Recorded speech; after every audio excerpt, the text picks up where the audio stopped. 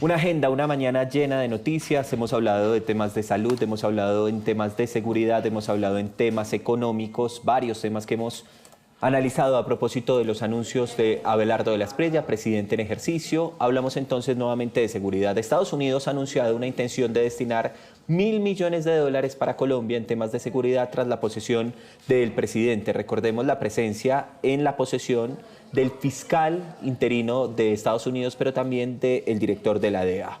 Hay temas, por ejemplo, de narcotráfico, de control migratorio, de erradicación de coca y de otras iniciativas que deben pasar por el Congreso de la República. Esto es clave.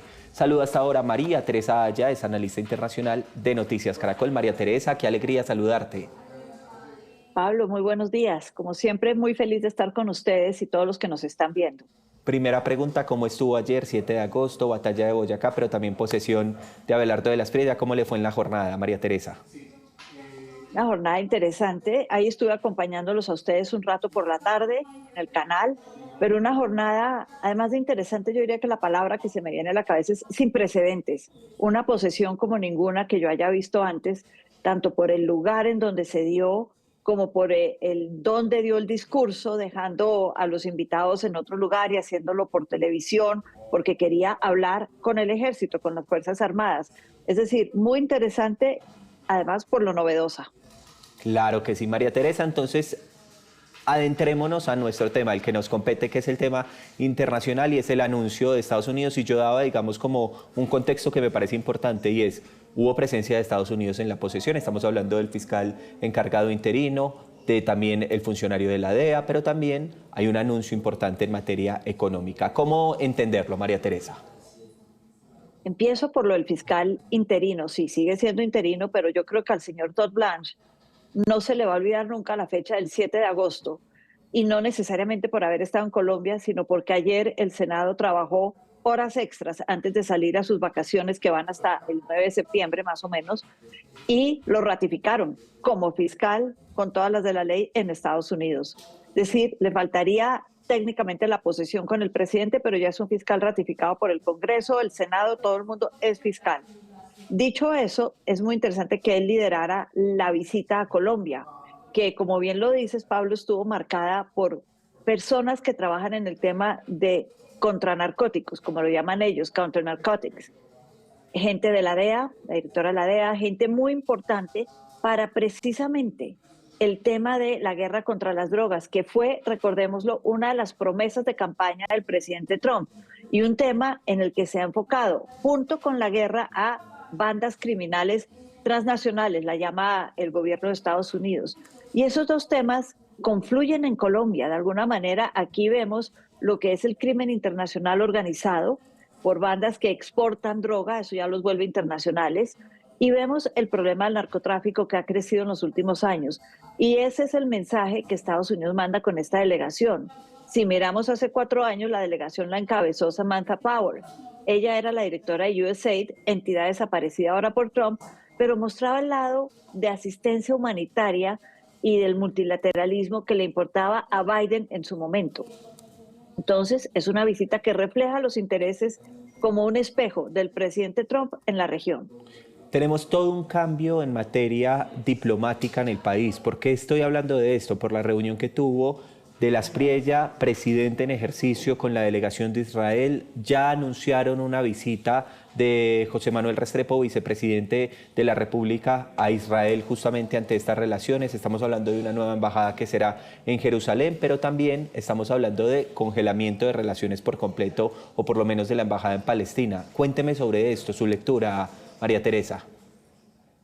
El reconocimiento a Palestina sigue. Empiezo por decir eso para quienes creen que al tener una relación diplomática con Israel, automáticamente se deja de reconocer el Estado palestino. No.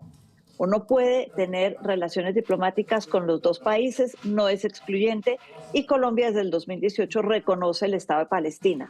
Dicho eso, sí habíamos visto que por cuenta de la guerra en Gaza, el presidente Petro había roto relaciones diplomáticas con Israel, un país que, si volvemos al tema anterior, Pablo, de seguridad, es supremamente importante para Colombia en, sobre todo, tecnología.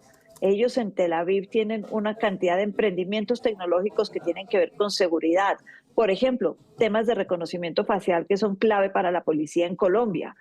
Ese estilo de acuerdos y de cooperación van a ser ahora más importante ahora que reanudamos ese contacto diplomático con Israel. Ahora, el tema de Jerusalén es interesante porque la mayoría, son solamente pocos países, creo que son 7 que tienen la embajada en Jerusalén, 3, la mayoría están en Tel Aviv, ninguno, Estados Unidos fue el primero, la tiene en Jerusalén, porque Jerusalén siempre se ha considerado como un territorio neutro, bajo la soberanía israelí sí, pero neutro por aquello de que es la sede o el origen, la semilla de las 3 grandes religiones monoteístas del mundo, Islam, judía y cristiana. En ese sentido, las embajadas estaban en Tel Aviv como para entender que respetaban la neutralidad de Jerusalén. Al mover la embajada nuestra a Jerusalén, estamos diciendo esto es no solamente soberanía judía, sino ellos son los que tienen que controlar toda la zona, toda la ciudad. Es un mensaje político muy interesante. Sí, María Entonces, Teresa, con Israel es eso. ¿qué significa Israel para Colombia? ¿Qué le provee Israel a Colombia en materia, no sé, armamentística, en materia económica? Hablemos, como decíamos, de temas de seguridad, software, toda clase de componentes para teléfonos celulares, mucha tecnología. En temas de seguridad, tiene contratos muy importantes con las Fuerzas Armadas que se van a retomar, estaban medio pausados con el gobierno de Petro, pero se van a retomar y estamos hablando de tecnología en fusiles. Todavía tenemos los CAFIR que tienen que darse mantenimiento y se tienen que readecuar. Estamos hablando de armamento, municiones y sobre todo la tecnología detrás de estas municiones y armamento y el know-how, el conocimiento para utilizar todo esto. Y utilizar, son líderes en todo lo que es ciberseguridad, Pablo. Y eso es tanto para la policía como para el ejército. Claro que sí, y eso es clave sobre lo que usted está hablando porque tenemos un déficit en este momento en las Fuerzas Armadas. Esto lo dice precisamente el plan de todo lo que fue anunciado en torno a lo que está pasando con las fuerzas militares y ese déficit se podría traducir precisamente en estas relaciones. Pregunta final, María Teresa, la diplomacia, usted en algún momento criticó la diplomacia que se hacía a través de X. ¿Cómo considera que se debe generar esa diplomacia y con la llegada también del canciller Pula? Se lo pregunto. Yo sigo pensando, Pablo, que la diplomacia, o en la diplomacia, la cara del santo hace el milagro. Muchas veces las grandes decisiones se toman con el café en el entremedio de una reunión y no necesariamente en la reunión, y eso es muy importante. Dicho eso, yo veo una diplomacia en que sí tiene que haber ajustes por tema presupuestal, en eso estoy totalmente de acuerdo. Me llamó la atención que en el discurso del presidente ayer habló de un cuerpo diplomático que represente a Colombia bien representada y la deje en alto, pero no dijo nada sobre la gente de carrera. Me parece que eso es muy importante, porque parte de un cuerpo diplomático que deje y represente bien al país pasa por la carrera diplomática y eso quedó como en el olvido y no puede ser así. Romper relaciones con tantas embajadas, yo creo que hay que mirarlo con una lupa. Alguna de esas que le ha propuesto cerrar, por ejemplo, no romper relaciones, cerrar. Algunas de las que ha propuesto cerrar son compartidas con la Alianza del Pacífico. Estoy hablando de Ghana y sobre todo de Azerbaiyán, que puede ser un tema que hay que negociar con ellos. Romper relaciones con Nicaragua, yo creo que con los países vecinos, Nicaragua es vecino de Colombia, uno nunca rompe relaciones diplomáticas. Pueden ser buenos, regulares o malos, pero está la frontera de por medio y hay que mantener esos lazos de comunicación para temas fronterizos. La barca del pescador que cruza sin darse cuenta o los pescadores nicaragüenses que llegan a San Andrés, aguas territoriales. Eso hay que manejarlo. Entonces la diplomacia va más allá del tema económico. Eso es muy importante, pero hay también una diplomacia cultural, diplomacia social, diplomacia política. El multilateralismo sigue siendo clave. Una frase que no es mía, de Rodrigo Pardo, quien fuera un excelente canciller e internacionalista, decía que muchas veces es mejor estar en la fiesta, así sea uno decolado o entrando por la puerta de atrás, a no estar.